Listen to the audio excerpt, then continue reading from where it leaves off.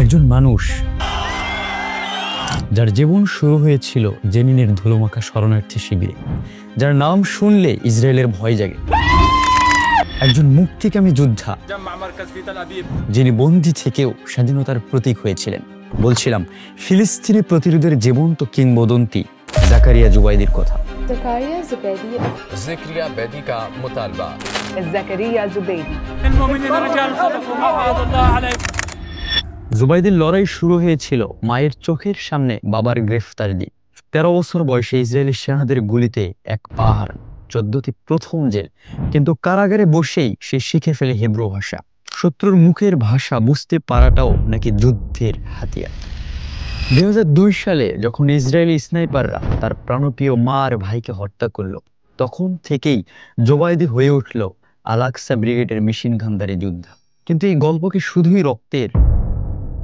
لا حرية بدون علم، لا سلام بدون حرية، والحرية والسلام لا يتجرأ. كن ملك. এই মানুষকে একই সাথে বোমা বানিয়েছেন, আবার গড়েছেন আর্নার হাউস থিয়েটার, যেখানে যুদ্ধে মারা যাওয়া শিশুদের স্বপ্নগুলো নাটকের মঞ্চে জীবন্ত রাখতেন। 2004 সালে তার উপর ডকুমেন্টারি বানালে বিশ্বজুড়ে প্রশ্ন ওঠে, জুবাইদিকে সন্ত্রাসী নাকি মুক্তির কবি? ইসরায়েল থেকে মোস্ট ওয়ান্টেড ঘোষণা করে 4 বার হত্যা চেষ্টা করে। শত্রুরা তাকে বারবার মারতে চেয়েছে, কিন্তু সে বারবার ফিরে এসেছে। 2019 সালে ইসরায়েল থেকে আবার গ্রেফতার করে, কিন্তু 2 বছর না পেরোতেই সে ঘটিয়ে ফেলল এক অবিশ্বাস্য ঘটনা।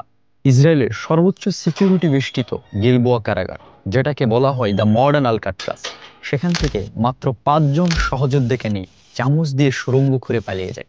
5 দিন পরে ধরা পড়লেও ইসরায়েল জানে জুবাইদিকে আটকে রাখা যায়, কিন্তু তার অসম্ভব মনোবল শক্তিকে নয়।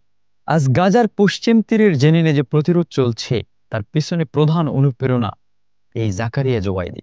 আলহামদুলিল্লাহ, হামাসের সাথে দখলদারদের যুদ্ধবিরতির পর গত 31 জানুয়ারিতে সে ইসরায়েলের কারাগার থেকে মুক্তি পেয়েছে। জুবাইদির এই মুক্তি শুধু একজন বন্দীর মুক্তি নয়, এটা ফিলিস্তিনের অদম্য চেতনার জয়, যেই চেতনা বন্দুকের নলেও জন্ম নেয়, আবার নাটকের সংলাপেও।